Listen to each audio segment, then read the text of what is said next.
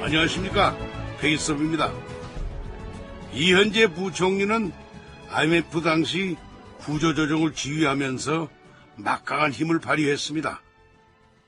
그런데 참여정부에서 아주 어렵게 경제부총리로 입각합니다.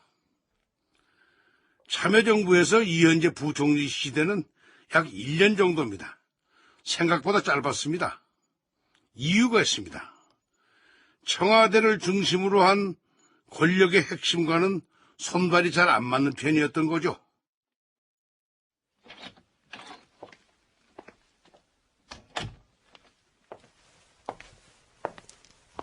찾으셨습니까? 예, 총리님. 그리로 좀 앉으시죠.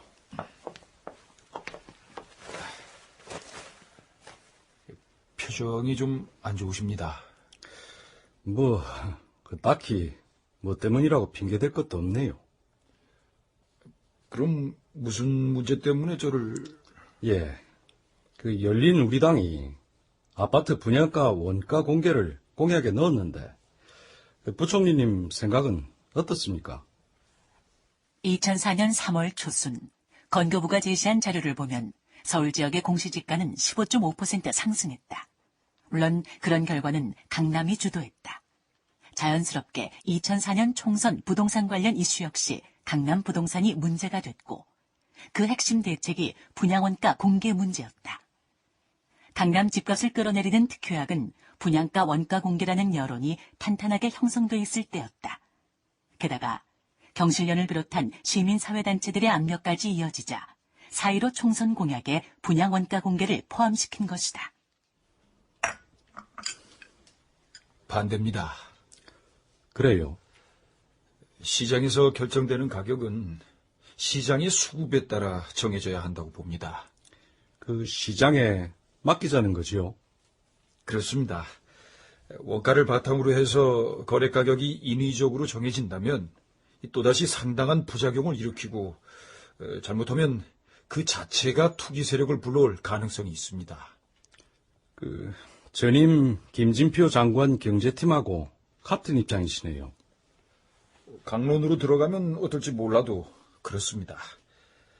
원가 공개 문제는 기업이 알아서 할 일입니다. 대신 회계의 투명성을 철저히 하고 세무회계 관리를 철저하게 해야겠죠.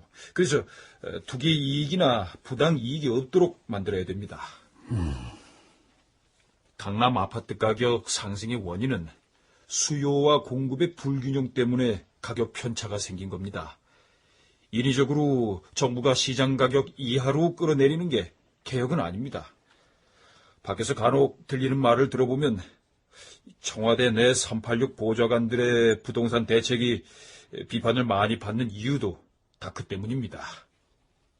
사실 당시로선 분양원가 공개 문제가 양날의 칼 같은 문제였다. 원가 공개를 하면 강남 집값이 일시적으로 떨어질 것 같았지만 장기적으로는 집값을 더 올릴 것이라는 반론도 만만치 않았다. 즉, 원가를 공개하면 건설사로선 수익률이 떨어져 남는 것이 없어 주택 건설이 위축되고 중산층 대상 공급 문제는 더욱 어려워지면서 강남 집값을 끌어올릴 수밖에 없다는 논리였다.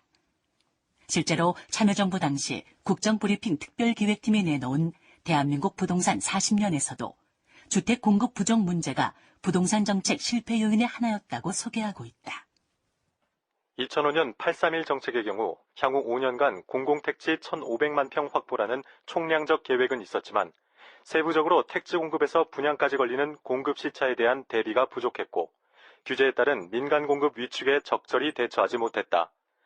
참여정부 들어 수도권 주택 공급이 감소한 데는 IMF 외환 위기 이후 경기 부진의 여파로 1998년부터 2002년까지 확보한 수도권 공공택지 확보량이 연평균 360만 평으로 문민정부 시절 실적의 81%에 불과하다.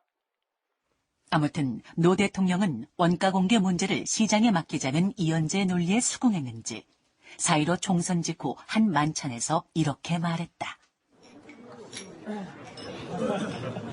지난번 선거에서 열린 우리당이 아파트 분양가 원가 공개를 공약했습니다만은 이걸 다시 상의를 했으면 좋겠습니다. 결론이 어디로 나더라도 이 개혁의 후퇴는 아닙니다. 순수한 대통령의 소신입니다. 대통령의 소신을 우리 당에서 미처 확인하지 않고 공약했던 것이지요. 그래서 약간의 차질이 생겼습니다. 대통령님, 그래도 개혁 후퇴라는 비판도 있을 텐데요.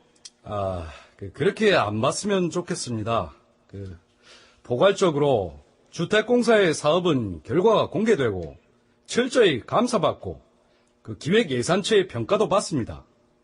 특별하게 부정이 있는 경우가 아니면 가격을 가지고 돈 좀 남겼다고 부당하게 쓰지는 않습니다. 열린우리당의 공약을 없었던 일로 돌려놓자는 것. 게다가 공기업인 주공이 실시하는 사업에서도 분양원가 공개를 반대하는 입장을 천명한 것이다. 그것을 뒷받침하는 것은 장사의 논리였다. 원가 공개가 개혁적입니까? 그것도 장사하는 것인데 10배 남는 장사도 있고 10배 미치는 장사도 있습니다. 결국 벌고 못 벌고 하는 것이 균형을 맞추는 것이죠. 강남 집값은 잡아야 하지만 원가 공개가 핵심 처방은 아니라고 봅니다. 즉각 반응을 보인 것은 열린우리당 김근태 전 원내대표. 계급장 떼고 토론하자고 제안했지만 받아들여지지 않았다. 그즈음 이현재 부총리실. 웃기는 친구들이구만. 솔직히 말해서 대통령 탄핵 덕분에 젊은 친구들이 이긴 거 아니었어? 열린우리당에선 총선 승리 비결엔 아파트 원가 공개 문제도 있었다고 생각하나 봅니다. 어찌됐든 원가 공개 찬성 여론조사 결과가 70%가량은 됐으니까요. 국민 90%의 여론이라도 못하는 건 못하는 거야. 아파트 분양 원가 공개니 공직자 주식 백지 신탁이니 개혁 정책만 쏟아내면 뭐 경제가 살아나나? 이현재 부총리의 생각은 그랬고 노 대통령의 분양원가 공개 반대 배경은 무엇일까? 그해 6월 1일 언론사 경제부장단 만찬에서의 발언. 자제 한나라당에도 한마디 하고 싶습니다. 경기가 안 좋다고 해서 탄핵까지 추진하지 않았습니까? 경기를 죽일 수 있는 이런 규제를 만들자는 것입니까? 본질적인 문제를 가지고 제발 이랬다 저랬다 하지 말아줬으면 좋겠습니다. 부동산 가격은 급격한 변화를 주지 않는 것이 좋지요. 붙들어 매기에도 힘듭니다. 부동산은 많은 서민들의 자산 1호입니다. 투기하는 것도 싫어하지만 자신의 자산이 깎이는 것도 싫어합니다. 또 금융부분과 많이 맞물려 있습니다. 그래서 부동산은 깎아내리는 문제도 어려운 문제이고 부작용도 많고 그래서 가급적 붙들어 놓는 것이 좋다고 생각합니다. 그런데 그 자리에서 나온 또 다른 발언. 그 부분에 대해서는 검교부 장관이 경제장관 회의에서 결정하는 게 맞지 않느냐. 다만 개인적 의견을 피력한 적이 있죠. 이것은 대통령의 의견이 중요하긴 하지만 정책 결정 자체는 아니라는 의견으로 말한 겁니다. 대통령의 의견 제시가 중요하긴 하지만 이 정책 결정 자체는 아니다. 당정 간 이견은 있을 수 있는 것이다. 이견 없는 정부는 망합니다. 결론적으로 노무현 대통령 개인은 분양가 원가 공개를 반대했지만 결정은 주무장관의 몫으로 남겨놓았다는 얘기다. 당정 간 이견이 없는 정부는 망한다는 확고한 발언으로 말이다. 그렇다면 당시 참여정부가 원가 공개 문제를 추진하지 못한 것은 대통령의 개인 생각 때문이었을까? 아니면 정책 결정자들의 대통령 눈치 보기 때문이었을까? 어찌됐건 2012년 7월 10일 열린 대선주자 초청 간담회에서 당시 노무현 대통령 비서실장이었던 문재인은 이렇게 말했다. 당시 대통령께서는 분양 원가 통제보다는 원가 연동제가 더 실효성 있는 방안이라고 판단하신 것 같습니다. 분양 원가 공개로 부동산 폭등을 해결할 수 없다고 해도 원가 공개가 정치적 효과나 시장을 향한 메시지로서의 효과가 있었을 것인데 그 점을 간과한 것은 대단히 아쉽습니다. 그러나 분양 원가 제도가 제대로 시행됐으면 당시 가격 폭등하던 아파트값, 특히 강남 집값을 막았을까? 그렇게 생각하지는 않습니다.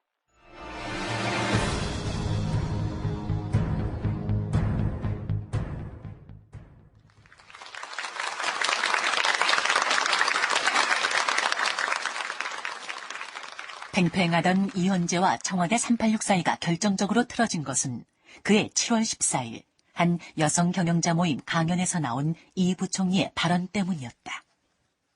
신용불량자 정책을 발표한 지 얼마나 됐습니까? 근데 아직도 경기는 바닥을 키고 있습니다. 우리 경제는 우울증과 무기력증에 빠진 환자 같습니다. 자, 그럼 지금 386 세대가 무슨 일을 해야 됩니까? 경제 발전의 주역을 맡아야 된다. 근데 문제가 있어요.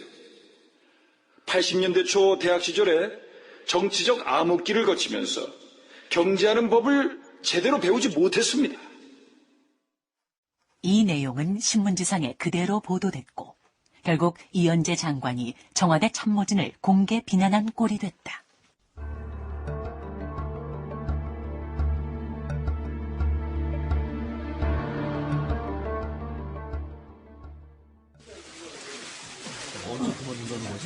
본인은 그런 말을 안 했잖아. 그런 일이 터진 직후 곳곳에서는 이현재 부총리에 대한 사임설이 나오고 있었다. 사임설이 돌고 있던데 알고 계십니까? 그런 얘기가 나온 출처가 혹시 청와대라고 보십니까? 기자분들은 청와대하고 나하고 싸우면 싸울수록 기사거리가 많아서 좋겠지만 그런 거 아닙니다. 그렇다면 왜 사임설이 나왔을까요? 이런 식으로 남의 뒷다리나 잡아서 시장 경제가 되겠습니까? 정말 시급한 일을 먼저 하라는 거예요. 구체적으로 말씀해 주십시오. 분양 원가 공개? 그걸로 지금 강남 집값 잡을 수 있습니까? 예? 그게 뭐 그렇게 중요하다고 거기다가 국력을 소진시킵니까? 과거에 매달리는 정책에만 온 나라가 전부가 빠져 있습니다. 우리는 언제 앞으로 가는 겁니까? 그러나 그런 논란이 있고 얼마 뒤 보유세를 축으로 한 종합부동산세 관련 정책이 만들어진다. 이현재가 노무현 대통령에게 보고한 내용. 재산세를 가격에 따라 매기는 종가세로 바꾸도록 한다. 몇 평이면 세금 얼마씩의 종량세가 섞여 있는 기존의 방식은 조세 법정주의에도 어긋나 있다. 무엇이 종부세 대상인지 분명히 하려면 집과 토지의 가격을 제대로 평가한다. 종부세는 과표 기준 9억 원, 즉 시가 기준 약 20억 원 이상 주택 소유자부터 매기자. 급격히 세금이 늘지 않도록 상한선을 만들고 단계적으로 실시한다. 종부세를 국세로 해서 종전 지방세 초과분을 지역 간 불균형 해소 재원으로 쓴다.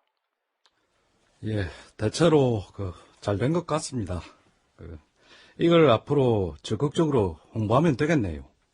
핵심은 종부세를 국세로 전환하는데 그 이유는 지역 간 불균형 해소 재원으로 쓰겠다는 점, 이걸 좀 부각해서 국민들한테 알렸으면 좋겠습니다.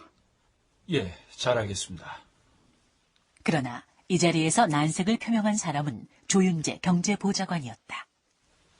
대통령님, 종부세 대상이 너무 적습니다. 이렇게 하면 종부세 효과가 너무 약해집니다. 그럼 이보다 더 강화하자는 겁니까? 당연합니다. 종부세 기준을 9억 원으로 말씀하셨는데 6억 원으로 낮춰야 합니다. 9억 원 이상만 종부세를 물리면 과세 대상이 3만 5천 명 정도지만 6억 원으로 하면 10만여 명까지 늘어납니다. 부총리님 말씀은 강남 집값 실태 파악이 안 된 데서 나온 판단인 것 같습니다. 뭐요? 그러나 결국 종부세 기준은 이현재 부총리가 올린 원안대로 9억 원으로 결정됐다. 그리고 8월경부터 정책기획위원회 이정우 위원장이 맡던 부동산 대책은 국민경제자문회의로 넘어가면서 경제부총리인 이현재가 총괄하기 시작한다. 그러나 얼마 뒤 2005년 3월 1일 한국일보. 이현재 부총리 겸 재정경제부 장관의 부인이 위장 전입으로 농지를 매입, 큰 차익을 남겼다는 의혹이 제기되면서 도덕성 논란이 가열되고 있다. 사건의 전말은 이 부총리의 부인이 1983년 경기 광주군 초월면 지원리의 논과 밭, 임야 2만 3천여 평을 사들였다가 2003년 10월에서 2004년 3월에 팔아 큰 차익을 봤는데 매입 당시 진 씨가 실제로 이곳에 살지도 않으면서 주소지만 옮겨놓아 위장 전입 의혹을 받고 있다는 것. 그런 의혹 속에서 이현재는 퇴임식도 없이 직원들에게 인사편지 한 장 남기는 것으로 참여정부에서의 공직을 마무리했다.